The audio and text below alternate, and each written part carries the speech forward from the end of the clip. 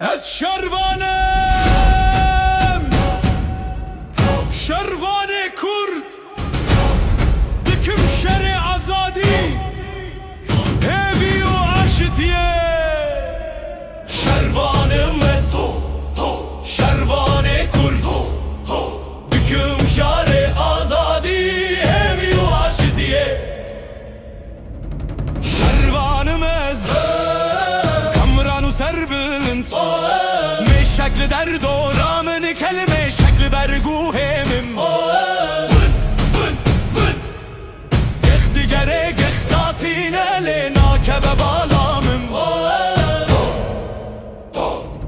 شروانم از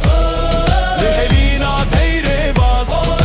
نشارودم دلوانم هشتی خواز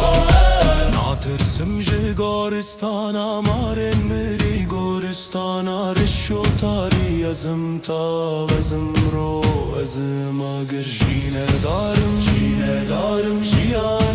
جیانه در مروف نوک لوخ شروانم لزاگروز آگری گبر دل سوزو بندوار لهرانه بردارم بختوار